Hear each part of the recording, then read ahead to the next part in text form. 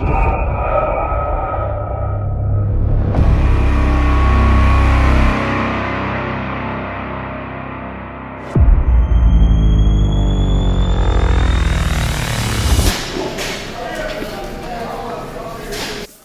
is this that John and Taylor wedding video?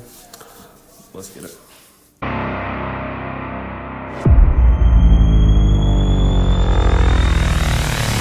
Let me tell you something right now.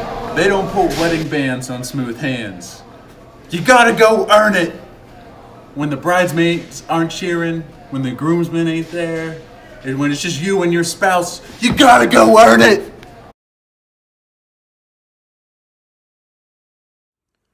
So my favorite memory of Taylor and John isn't exactly just one specific instance. When I look back on the time that I got to spend with them, getting to know them in Clemson, I think about how they were such a great encouragement to me.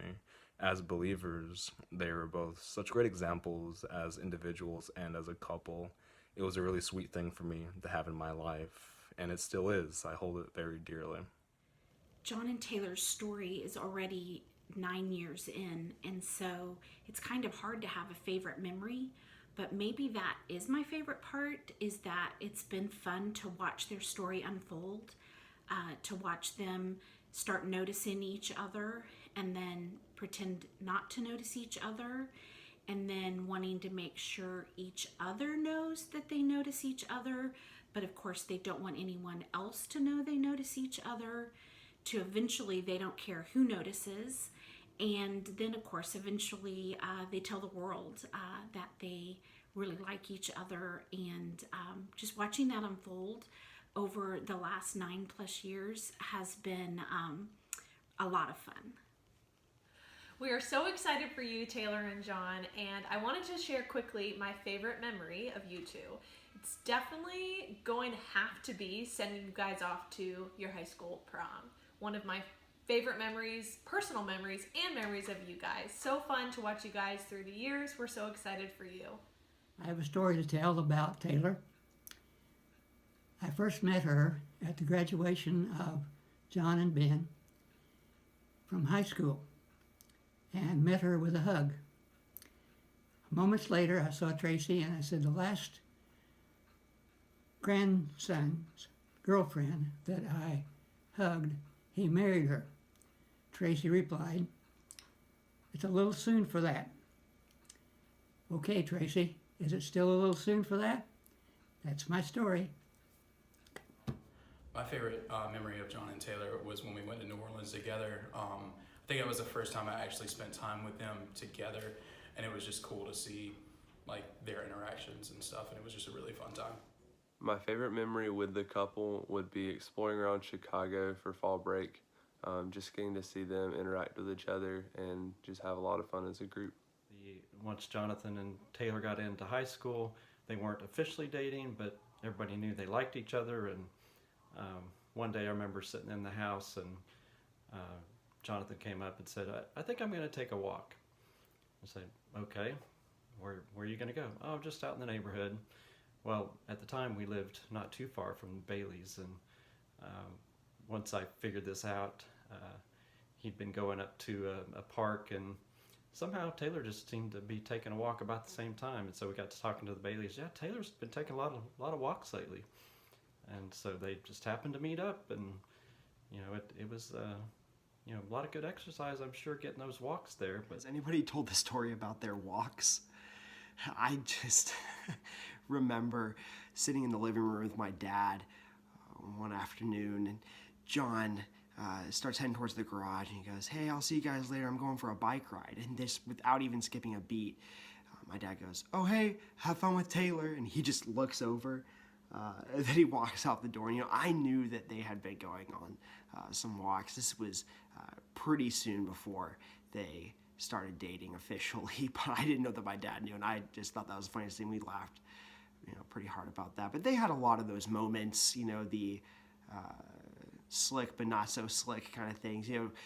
John had the name for Taylor in his phone as Princess Tay with a smiley face, and this was probably like a year before they started dating, and I used to make fun of him for it. I'd be like, and every time that I bring it up, he's go, oh, Brian Adams was the one who changed it. And, I say, oh, okay, but in my head I'm thinking, well, you didn't change it back. And we took the kids on a trip to Disney for their senior trip, and we went with the Mingonays, and I think there was about 7 or 8 kids there, and all through the week, every time we sat down to dinner or rode a tram or rode a ride, the kids were always all mixing up. Okay, this time I want to sit by you, and hey, sit with me this time, and even sitting with different dads and moms, to have fun on the trip. But John and Taylor, through that whole trip, they pretty much just sat with each other, and so that was just kind of fun to watch them slyly make that happen. And I don't know, maybe it wasn't so sly, because by the end of that trip, I think they were just about a month away from actually officially starting to date. So I don't think it surprised anybody, but it was kind of fun to watch them think that they were being sly in manipulating the fact that they were always sitting together. John and Taylor met in middle school, so I was in middle school, and like any little sister in that situation, I've been involved in their love story playing out since I was like, I don't know, 11. And so something I always remember from middle school and high school is just all of the boys who always liked Taylor, so John was definitely not in the minority by any means. And something they would all do is, like, anytime a new guy started liking Taylor, he would start being really nice to me and would offer to do things for me, which was super great. But I don't really know what the logic was there, like if they thought that I was coming home after school and giving Taylor my little sister approval, my blessing for these different guys. That wasn't happening. So if you're one of those guys, sorry, I just let you carry my backpack and do things for me, and just let that be it. But John did get my little sister blessing. John was always super protective of me. He was always super kind, and unlike any of the other guys, John was one that I would ask his advice, I would ask his opinion, and I really just valued that relationship and just really do already view John as a brother. And even when they started dating, John would come back and he would take me on what we call sister dates, which is basically where he buys me free food and then he gets to marry my sister. So it's a pretty good deal, but I definitely love John, and I love that he's really been a part of my life for so long. Okay, so I'm not sure about the exact first moment John and Taylor met, but I know when we first started being friends or hanging out, it was back in about 8th grade. We all got together to hang out at lunch, and started out with me and this kid Alec Immenheiser and John and Josh Storms, and it just kind of built up to a big group, and that's when we all sort of started becoming friends. I know Jonathan since 8th grade, small group, so I already know his character, know about him, so knowing he and Taylor liked each other and stuff like that, that was already something I was okay with. So when Jonathan asked me if he could date Taylor, I thought that was really great. One, just shows his character, but two, just when we talked about it, I was able to let him know, hey, look, that's great, you all date and all that, but we're friends with your parents, and we do stuff and we go on trips and all that kind of thing. So if it doesn't work out between you two, then we're still going to be friends with your parents. We're still going to go out to dinner and go on trips and stuff like that. So you all are going to have to figure out that stuff out by yourself. So, but obviously it worked out fine. So we didn't have to worry about those awkwardnesses for that. So congratulations, guys. My first impression of Taylor and John was honestly put like power couple. I saw these two people that were both so loving and intelligent and sanctified. It was just really great. I was impressed when first meeting Taylor when we came to visit Alan and Tracy, Emily, John, and Ben at their house in Fort Mill in about 2014. Taylor was invited over for a special get-together. We could see that she is a delightful person. Taylor and John ended up together is probably not much of a surprise to most of us. They're a pretty predictable couple. They're both very dependable. They're both structured. They're both planners. They're both savers. I remember going to Disney World with them on spring break, and one of them, I'm not saying names, may have actually brought with them a budget spreadsheet. And so that's just kind of who they are. And those are the people that we love. And they are a little bit more on the serious side, but those things we know about them. But what many of you may not know is how fiercely competitive these two are. We see John, he's so nice all the time, and Taylor so quiet and sweet. No, not when they're in a competition. And some of my favorite memories are when the four of them, Taylor and Mackenzie and Ben and John, used to all get together and they would play this video game called Halo Griffball. And they would team up. It would always be Taylor and John versus Ben and Mackenzie. They were legit serious about this game. They even bought t-shirts. They had team names and team colors. And this was a for real thing here. But what was funny about it is Taylor and John lost almost every single time. And when we would hear them down the hall or sometimes go in the room to watch them battle it out, it would always be a scene of Mackenzie and Ben cracking up. They're having the best time. They're, congratulating each other. They're saying that was awesome, great job. They're high-fiving. It's just wonderful. They're this cohesive team just having a great time. And on the flip side of that is John and Taylor who are just bickering about, they're going the wrong way or they're not following, each other's commands or directions because they're so into the game and they're taking this seriously. And so while they're over there bickering back and forth, we've got Mackenzie and Ben who are just cracking up, having a great time. And then they get to the end of the game and Ben and Mackenzie are high-fiving and celebrating, and John and Taylor are like, we're playing again, we're gonna do it again. And they're so committed to winning. They're not gonna stop until they get on there. And so it would be like one win for them to about 15 of Ben and Mackenzie's, and it was just the best thing ever. And I'm sorry, John and Taylor, but it really was funny when you all would lose like so much. It was just every time. But what was great is that you guys never quit. And so you didn't give up. And that's a good thing. And that's a good thing. And it is something, as fun as it was for me, it was really also great to see you got a little frustrated, but you didn't blow up and nobody got really angry. And so at the end of the day, you do have your priorities in place, but man, that was just so fun watching y'all get beat every single time. The piece of advice I would give Taylor and John is for you two to take that competitive nature that you both have and guard it. Make sure that it's something that you always use together and that you always remember that you're a team, because it can be your biggest asset or it could be something that derails you guys a little bit and causes some stress, because it's so great to look for the win, but sometimes when we just look for the win, by default it makes the one that we love the loser.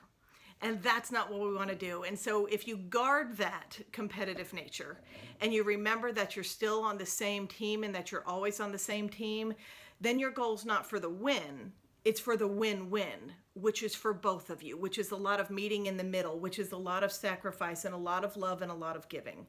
And so take that God-given trait that you both have, that competitive nature, and just guard it and protect it and make sure you use it for each other instead of against each other. Always look for that win-win. Love you both.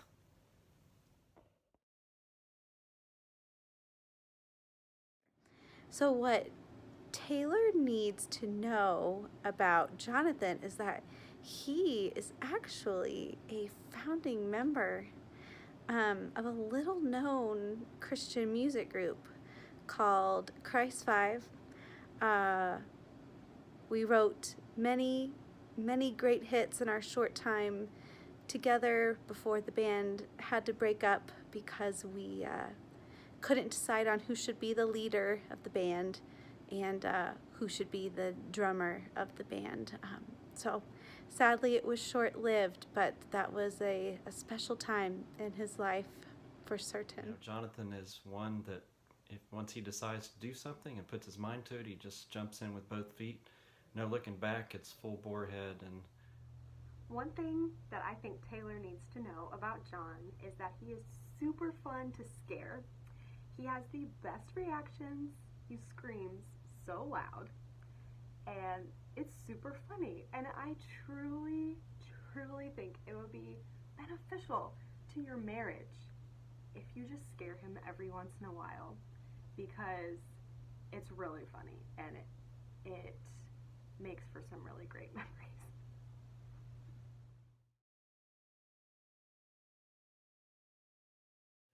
John, one thing you need to know about Taylor is she's a nurse.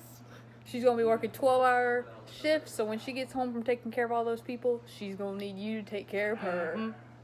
John, something you need to know about Taylor is don't get in the way of her routines. 7:05 a.m. every morning, honey bunches of oats with almonds is what she'll be eating while doing her Bible study. And at 8 p.m., she's going to take a shower and also do another round of Bible study. So those are the windows that I would just let her do her thing and just respect her schedule and her routines.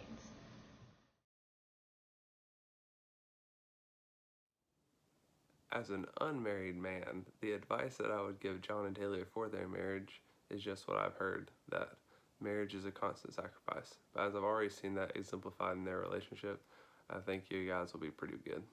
The piece of advice I would give is don't get caught up on inconsequential details. And I know that the work I do, a lot of couples will get hung up on silly things, kind of like, well, it happened 2 o'clock. No, it happened at 3.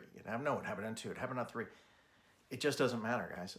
It's inconsequential. If it doesn't matter to the story and things like that, let it go, because unfortunately it's that kind of stuff that starts and then creates a snowball effect, and then just becomes harder and harder for other communication stuff. So if it's just an inconsequential detail, if it doesn't really, it's not taken away from the story or adding to the story or someone's feelings or their communication, then let it go.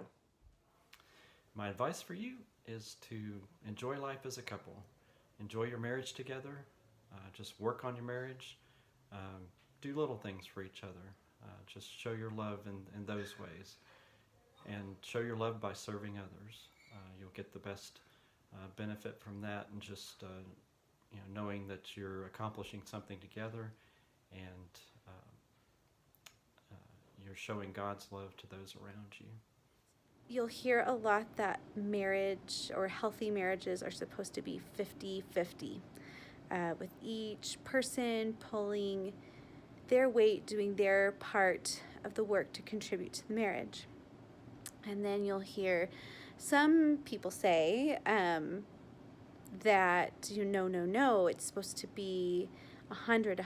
That's the key to a successful marriage. Both people giving their all at all times. And while seasons like that are really sweet, and that's a worthy goal, what we are called to in Christ, not just in marriage but in life, is to be willing to live 100-0. Us, you personally, giving your all when the other person can't or won't, because that is what Christ has done for you in his life, death, and resurrection. And we have really drawn from that a lot in our years of marriage, and also just in parenting and in friendships. And I hope that's an encouragement to you. 2 quick things of advice for you. We recommend that you always do something tangible to remember your anniversary aside from just going on a trip. Whether that be keeping a journal or doing some kind of decoration in your apartment/home, so that you can remember and document things that happen, so that you just don't forget those moments where you either spent time together or God did something miraculous in your marriage, and you remember those. Our other piece of advice would be, don't buy an animal. Yeah. Some marital advice that I have for the couple is Jordan and I have only been married for about a year, but we really love to take our nights where we have nothing going on and just go to a new restaurant or go to a new place that we've never been before and make some memories. And we also take a lot of photos, and we don't necessarily post them on Facebook for the whole world to see, but it's really nice on our hard days to scroll through the photos and see the good times and remember how great they were. My advice to you guys is to just look at life as a big adventure. Your marriage, the next 50 plus years, it's going to have a lot of highs and lows and a lot of unexpected twists and turns.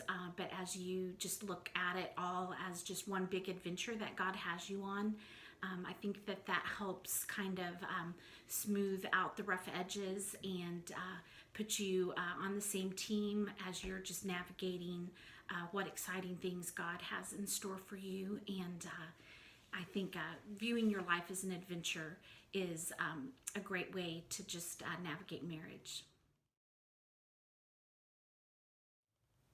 Did anyone notice how I did not use the word love once? It's like become this habit over the last 9 years of like, don't say love, let them say it first, don't tell them they're in love. That it's so funny that even now when I'm telling their story, it's like, don't use the word love. But John and Taylor, I'm so excited you guys have fallen in love. It's been fun to watch, and it's just going to be fun to watch your love grow more and more and more in the years to come. We are happy to welcome Taylor into our family. We wish John and Taylor much happiness. Woo! Congratulations! Taylor, you about to be #Draked in T-minus 24 hours. You are entering into a fun family with a lot of craziness. So we cannot wait to get you here in Missouri with us at some time and to see what God is going to do in the lives of the both of you. Congratulations. Yay. I've had the opportunity to know John and Taylor since early middle school. And not only that, but also be able to go to high school and be able to grow with them through college. And I can't wait to start our life together in Indiana. Really excited and happy for you guys, and hope that your marriage and your lives together are blessed immensely.